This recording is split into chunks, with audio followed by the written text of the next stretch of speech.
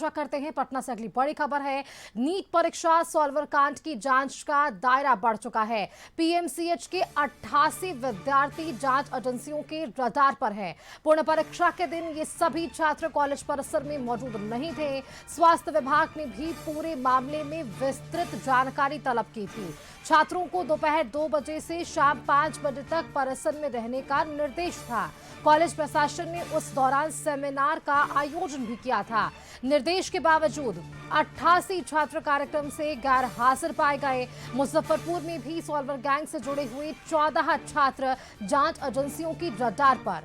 PMCH के केवल 3 से 4 छात्रों ने ही अब तक नोटिस का जवाब दिया है। बाकी छात्रों की चुप्पी से जांच एजेंसियों की शंका को और भी गहराता नजर आ रहा है। हमारे साथ ब्यूरो हेड संजय लगातार बने हुए हैं। संजय, देखिए कि मामला तूल पकड़ता जा रहा है। 88 ऐसे छात्र बताए जा रहे हैं, विद्यार्थी बताए जा रहे हैं जो परीक्षा के दौरान जो है वहां पर मौजूद नहीं थे।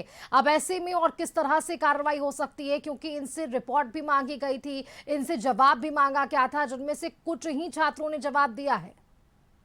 जी बिल्कुल सुष्मिता, देखिए तो पटना में नीट परीक्षा सॉल्वर कांड की जांच जैसे जैसे आगे बढ़ रही है वैसे वैसे इसके साथ मेडिकल शिक्षा व्यवस्था के भीतर तक पहुंचते हुए दिखाई दे रहे हैं। पीएमसीएच के 88 छात्रों का जांच एजेंसियों के रडार पर आना इस मामले को और गंभीर बना देता है। खास बात यह है कि पुनर्परीक्षा के दिन छात्रों को दोपहर 2 बजे से शाम 5 बजे तक कॉलेज परिसर में रहने का निर्देश दिया गया था, लेकिन ये छात्र न तो सेमिनार में शामिल हुए और न ही परिसर में मौजूद पाए गए। इस घटनाक्रम का सबसे बड़ा पहलू यह है कि जांच एजेंसियां केवल सॉल्वर गैंग तक सीमित नहीं है। आपको पता है कि लखीसराय में सॉल्वर गैंग के कुल 30 लोग गिरफ्तार किए गए थे और एक बड़ा खुलासा हुआ बिहार में।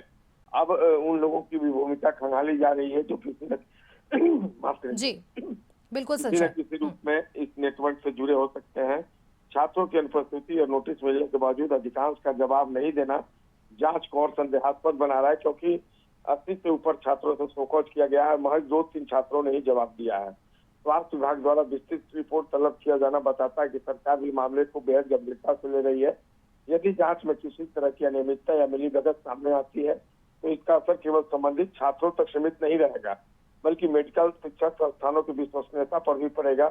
उधर मुजफ्फरपुर में 14 अन्य छात्रों का निगरानी में होना इस बात का संकेत है कि मामला राज्यव्यापी नेटवर्क से जुड़ा हो सकता है।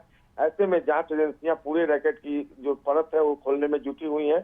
राजनीतिक और सामाजिक लहजे से भी देखें तो यह मामला महत्वपूर्ण है, क्योंकि नीट जैसी राष्ट्रीय परीक्षा की निष्पक्षता पर सवाल उठना लाखों छात्रों और अभिभावकों की चिंता का विषय है।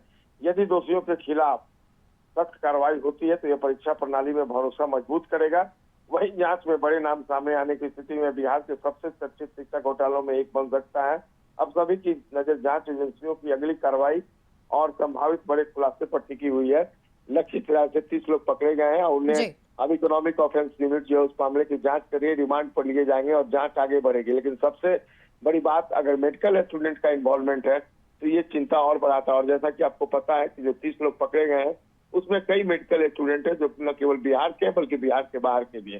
तो देखना होगा जांच के बाद क्या कुछ बात निकल कर सामने आती है और कितना बड़ा खुलासा होता है। जी बिल्कुल बिल्कुल संजय जी, बहुत शुक्रिया आपका। आपने उन दोनों तमाम बड़ी खबरों पर जानकारियां हमारे दर्शकों तक साझा की है।